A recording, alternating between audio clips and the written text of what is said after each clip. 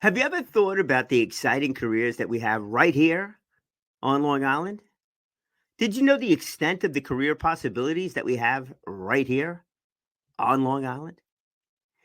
Were you aware that there's something around 500 defense contractors on Long Island? Did you know that over 300 of them are involved with the submarine building business? Who knew? What about the manufacturers that supply, that support that industry and so many others? And then we could take a look at the automotive industry, which is, in my opinion, one of the world's greatest unknowns. What do you think the automotive industry is going to look like in another 5 years or 10 years? I don't know.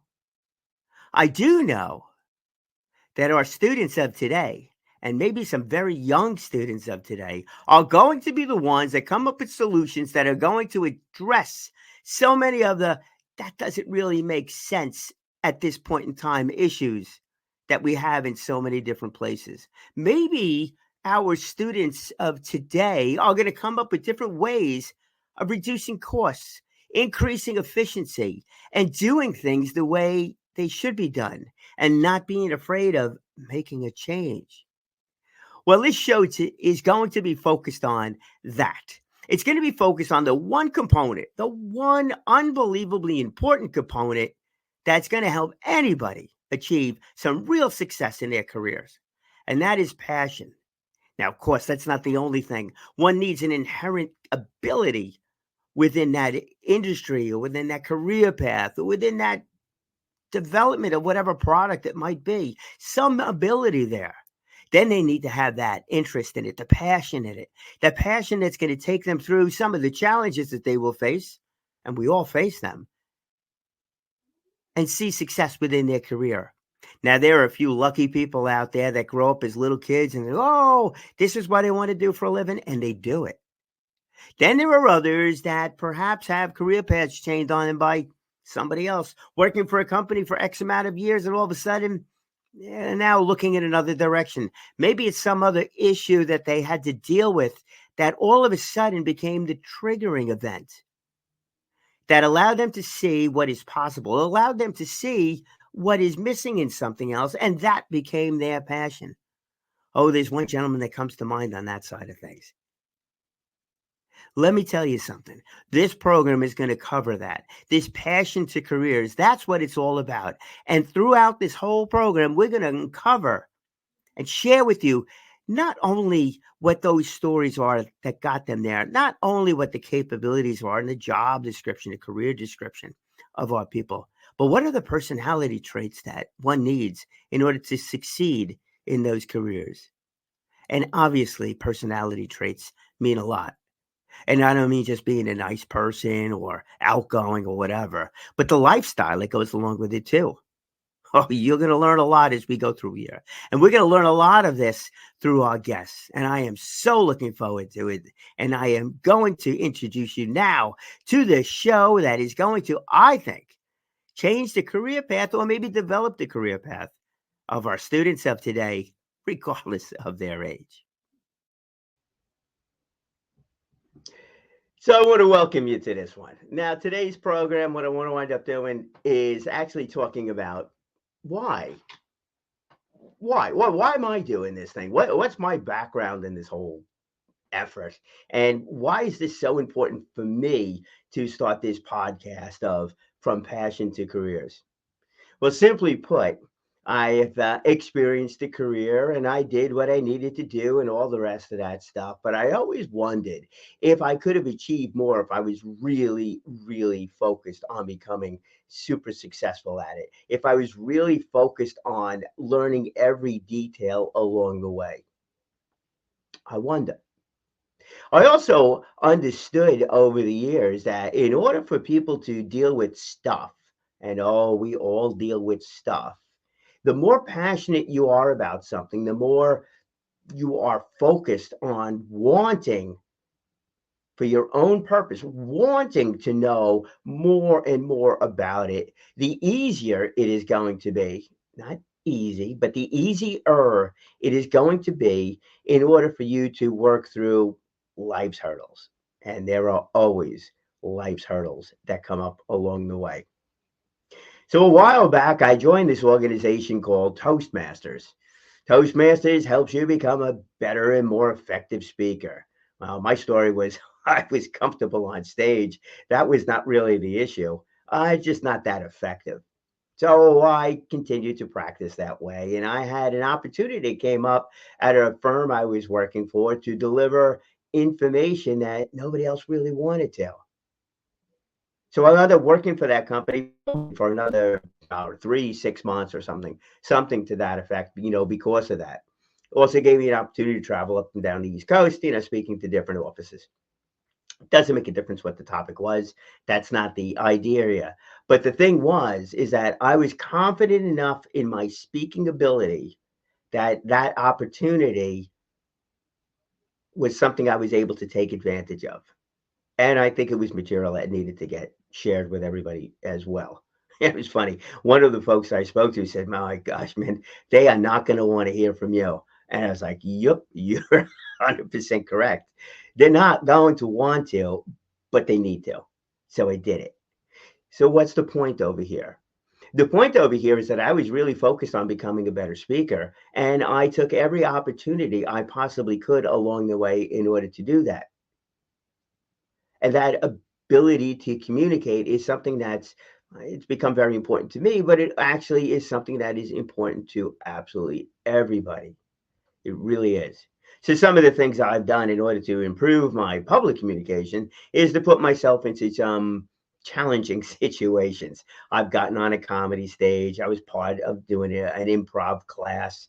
So it wasn't just a routine, it was thinking and speaking at the same time, which is actually one of the things that we do inside of Toastmasters as well. So, what does that prepare you for? If you're giving a formal speech, you have your speech. Sometimes you have it written out in front of you, sometimes not, but you know your topic, you know your material, and things like that. And then you get to that. Does anybody have any questions portion, a portion of the night? That's when it becomes important to be able to think and speak at the same time. Also, if you're doing something that's totally different, like improv, you need to be able to think and speak immediately.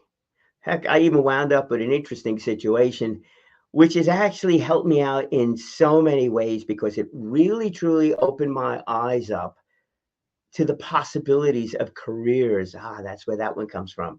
So the careers on Long Island. The short story is that I was asked by a radio station to lead a panel discussion. An opportunity I knew about? No. I had a friend that worked at the station, but that friend knew that I am capable of doing these panel discussions, and I have done them in the past at various situations. Uh, Call it networking, call it making sure that others understand what your capabilities are and what you're interested in doing. That's very important in life. So share some of those thoughts as you go along. But he gave me a call, said, "Look, the station would like to do a panel discussion. Uh, doesn't really make a difference what the topic is. It's a business event, so obviously something business related." I did. I absolutely said yes to that one. Interesting to find out they didn't really care so much about the topic, but I spoke about, and this is all Long Island based, the MacArthur Airport, Long Island MacArthur Airport, the Ronkonkoma Hub, which is now Station Yards, and this idea of a drag strip out in Riverhead. I think that was good, right? Covered the three major areas on the island: Islip, Brookhaven, and Riverhead. Three different topics applicable to the business community in various ways, etc. Well, that Long Island needs a drag strip thing actually became a reality. See, 2 years after that panel discussion, an opportunity came up to actually announce the drag racing. I was like, I don't know anything about that, but the racetrack promoter put a post up on Facebook, say, "Hey, I was looking for somebody to help out with the announcing." I called him up immediately. I said, "Pete," I said, "I'm happy to do it. Comfortable with the mic. Again, I want to explore different things for helping me become a better speaker, but I don't know anything about drag racing. I don't know much about cars." He's like, "No problem. All you got to do is come out here and read a time slip." Of course, the joke of the matter is that I had no idea what a time slip was either. But being ready for these opportunities is something that's super important. For our students of today, it's being ready for different opportunities, for them to be clear as to what kind of things interest them, and to, and this is so important, have the confidence to do something, have the confidence to go out there and perhaps not do well, but learn from it. And if they're passionate about it, then they will do it and understand that sometimes we get a less than desired outcome. So I got out there, I did it, and I had a fun time doing it. And then I had an opportunity to actually talk, not just say what cars were going down the track, but to actually talk and to speak to everybody about what it is that I really would like to see happen. Now the opportunity came up to do a podcast on that whole topic. It really is. Well, one of the things I spoke about over there, which is something that I wanted to do here, and this is just another different method, a different mode, a different tool that could be used in order to make it happen, that passion to careers. I've spoken at high schools before. I've participated in the industry advisory boards for a number of schools. I'm also a board member of the ECNY Foundation. That's the Executive Consultants of New York. And I've been a board member for quite a while. And this is where the whole thing's going to blend together here, too. And one of the things that we would like to continue to do on that is to add video on there about what it's like to truly work at various companies in the industries that really make up the big industries that really make up Long Island. That's always been a thought to do. And the question was how to go about and do it.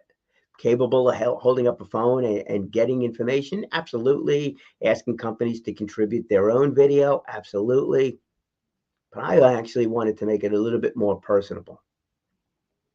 Now I get the opportunity over here to do this podcast from passion to careers, and that's what we're going to wind up doing. But let me take you back to that. I was out at the drag strip. What I came to realize out there was the amount of talent that was there. Unbelievable level of talent. Yeah, they're out there racing cars, but these are not sponsored race cars. Yeah, a few of them got logos on there from some mechanic shop or some friend that owns a business that chips in, on some of the expenses that go along with it. But for the most part, these are individuals with their own cars doing their own work, mostly on these cars. Certainly a couple of machine shops involved there too. Certainly a couple of business owners that have enough dollars that they're probably not doing the work on the cars, but they're paying somebody else to do it. But they're business owners also. So the folks that are out there were an amazing crowd. And I've had conversations with various people about what it is that they do. And it's amazing. Plus, throughout the regular networking stuff that I do, there's also quite a few people that have gone into careers that have been shaped in a couple of different ways. And yeah, passion is always behind it. Those are the most successful at it. And you could hear it when they're delivering their elevator pitch, why they do what they do. They just got to get it out. Hey, sometimes we go a little bit too long in that elevator pitch, but we're just so passionate about wanting you to understand what it is that we want to accomplish. Not what products we sell, not what services we offer, but what it is that we want to accomplish. And that's actually unbelievably fascinating. But where did they get that drive from? Well, the way I see it, there's three different ways that one gets their drive. Three different ways. One, you're a little kid and you you're just absolutely fascinated with some career path. Maybe it's because your parents have gone down that way. Maybe it's because you've just seen somebody, I don't know, on TV or something like that, and you just want to do that. Well, that's a unique individual that at that early age really wants to do something and really follows through with it. There's one person I know that absolutely did that. And that's unique. And that really is a fascinating thing. And I can tell you right now, this program is not really going to be focused on that individual. What we're going to focus on is more of the other two people, the other two situations. One is where I really don't know what I want to do. How do I figure that out? Well, this comes to the whole idea of the personalities and the lifestyle that goes along with different careers. What is your personality? What is the personality of your children? And when they're trying to figure it out. And this is where it's so important for me to get this in front of students that I don't know what I want to do for a living. And hey, I fell into that category myself. I followed in my father's footsteps. Did I do okay? I did okay. That was good. Was I phenomenal? No. Why? Because I just wasn't that passionate about it. Always made the best of a situation, always found things within it that I found to be exciting.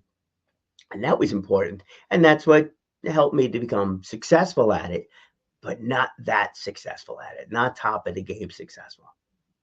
So, what do we tell our students over here? How do we guide them when they don't know what they want to do? Conversation I had was with a fourth grade class. And I did a career day with them. And I was like, what do you tell those fourth graders on career day? Oh, this is what I do for a living and da da da da da. And this is, what you could do and all the rest of that. Do they have an interest in it? I don't know. Maybe somebody in there does, maybe not. But I decided to take a different approach at it. And I asked them, I was like, what do you do in your spare time? What do you do when nobody's looking? You know, that integrity thing.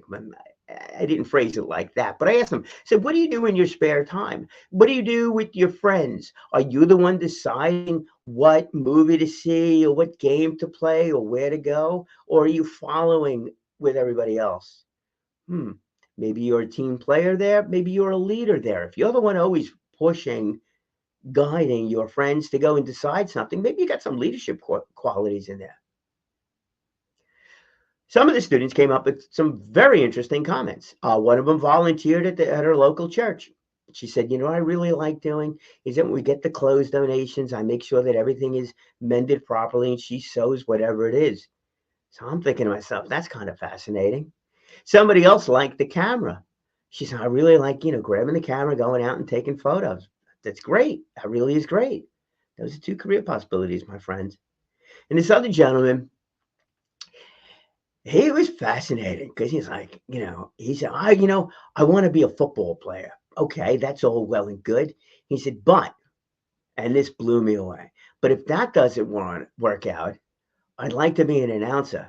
I'm like, you're in fourth grade and you have a fallback plan. Is that a sign of weakness?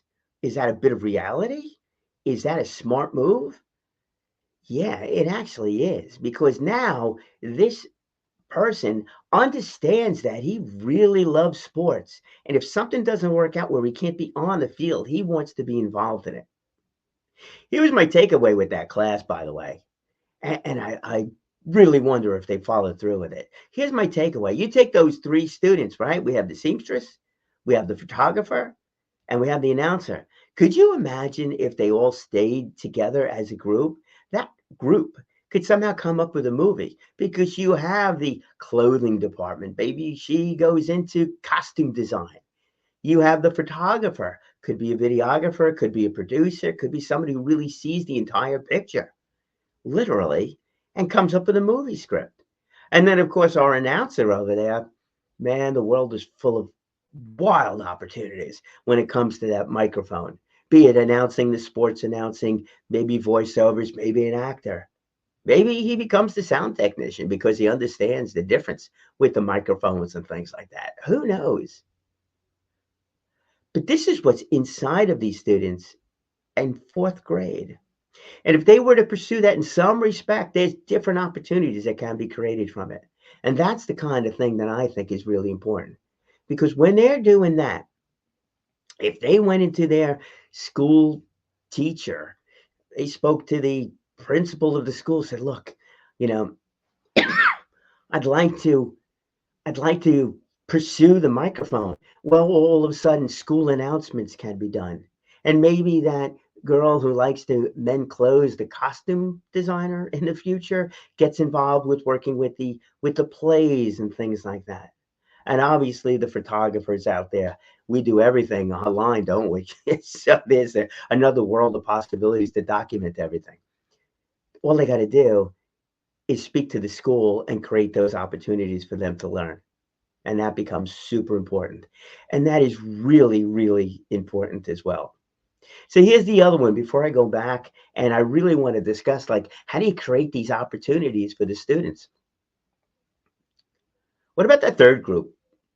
So you got the first group over there, young age, you know what you want to do because it's somehow inside of you. That's that inherent ability, that gift that you have, that you just know you want to do it. Then you get the I don't know what I want to do, but you do understand what you like to do anyhow, and possibly there could be a career path in there. May not look exactly like what you might think it does in fourth grade, because who knows?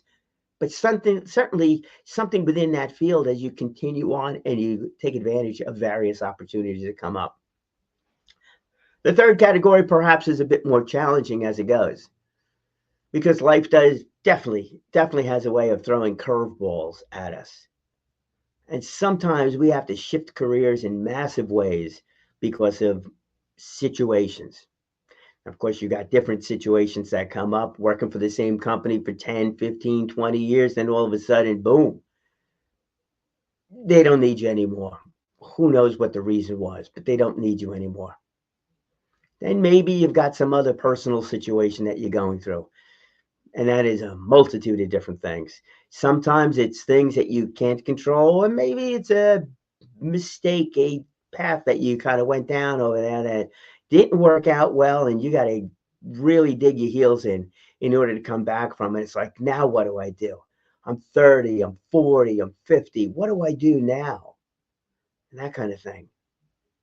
Well, there are certainly different resources that are out there, and there is certainly careers where age doesn't make a difference. And then you're going to have to become, most likely, a self starter or really show yourself in a totally different light to companies. And this is where I really think that our personality traits that I really want to bring out from our guests, what do you really need to be as a person in order to achieve something? I think that's going to come very much into play in all of those situations. You know, do you really want to do what it is? And are you really prepared with the right personality and understanding what the real lifestyle is going to be if you do take on whatever that career is to go and do? Hmm. So how do you get this information out? Now, I do expect to be able to interview people to talk about that, to talk about what their career looks like, to talk about how they wound up in a path that got them to where they are, and also to talk about the lifestyle and the personality traits that filter around that whole thing. I'll give you an example before I talk about the actionable side of things that I think that you can, and I hope that you can get involved with. And now we're really talking to you, the business owner. I'm talking to you, the parent, on that one. But think about this from a skill set. And I'm going to go back to one of the professional speakers that I have I've used as an example quite frequently, on this thing because it's an extreme one. But this professional speaker lifestyle, all right, and his lifestyle is definitely unique. Professional speaker, he's a great communicator. He's very comfortable standing up in front of a crowd, delivering a message. How many people are very good communicators that could do that? Quite a few. So you want to become a professional speaker, that's all well and good. So you need that skill set. Great. What about the personality trait and the lifestyle that goes along with it? Personality trait, you need to be very confident in yourself. If you get up there as a motivational speaker, a technical speaker, and somebody asks you a question that you don't know the answer to, or it's something that's just a little too far from the topic, you need to very confidently respond back to that question. You can't just say, "Oh, I'll get back to you." You need to come up with something a lot better than that. So you need to be very confident in what you're doing. Okay, again, these are skill sets that one would have. But here's the difference between being a professional speaker that travels versus being a professional speaker that does not travel. This gentleman When I spoke with him, he was living in San Diego, all the way on the West Coast, and he travels as a professional speaker. And I was just so amazed by that. I was like, how do you do that? What is that really like to be traveling so much? His answer was he enjoys the travel. He enjoys the travel. It's not so much as I enjoy being a public speaker. I love the way that I interact with people. He was like, I enjoy the travel side of it. I'm comfortable with that lifestyle. He's on the road approximately 300 days per year as a professional speaker. So could you be a professional speaker that travels if you don't want to travel? Absolutely not. Let's take that into something more local, right? A truck driver. Oh, I drive a truck. I don't drive a truck. Using that as an example of it. But you're a truck driver. Are you a truck driver that drives daily stuff? You're driving to and from a place, or are you going cross country? Big difference. So just being a truck driver is not it. Just being in anything is just not it. You need to be comfortable with the lifestyle side of it. So here's the thing. What could we do as parents? What could we do as business leaders? What do I really want to accomplish over here too? And that is interacting with our students. This is a tool. This podcast will be a tool. Here's the actionable side of it. One, attend career days. If your high school, if your son or daughter's high school is having a career day, go down there, take a table. They would love to have you. And it shows a wide, diverse side of occupations area. And don't just say, oh, how great it is to be you. Let these students know what the challenges are, what the personality traits are, what the lifestyle is that goes along with it. Some folks just want to be home for dinner every night. Other folks, not so much. That's not that important. Some people are comfortable communicating with others. Some are not comfortable communicating with others. Does not mean that's good or bad. It just is what it is. We need a lot of people behind the scenes to make things work. That's important. That's truly important to do. Now you got the career days is something that can be done, but you could also speak to the teachers. Maybe you're not going to go to your son and daughter's class because sometimes your child may not appreciate that. But go to another school and just speak to a class that's somehow involved with your industry, and let them know. And let them know. And the biggest thing that I'm really looking to do, and this goes back to the folks over there that are in that automotive world that are showing up with these cars and that are involved in a multitude of different things. And that's to support the vocational programs that our high schools have. Look, we have an opportunity now to get in front of our students in ways that the schools would be open to, the vocational programs. And here's the reality of it, especially the hands-on world. We have something like 500 defense contractors here on Long Island. 320 of them involved in submarine building. Do you have any idea that was the case? I had no idea. I just found out about that. Let alone manufacturing and then the automotive. I don't even know what the automotive world is going to look like in another 5 to 10 years. But if we don't get our students involved in some of these hands-on careers, and some of it's technical, it's at AutoCAD, it's not necessarily working on engines. And there's so many different ways of looking at exciting careers. But if we don't get our students involved in these careers and show those that are quote unquote not college material, which really ticks me off. It's not that. Higher learning is a part of all of this stuff. But if we don't get our students involved in this, those that want to get involved with this, these companies are going to wind up leaving. And if they leave, that's going to be a big hit on Long Island. That is a big hit on Long Island. We don't want to see that.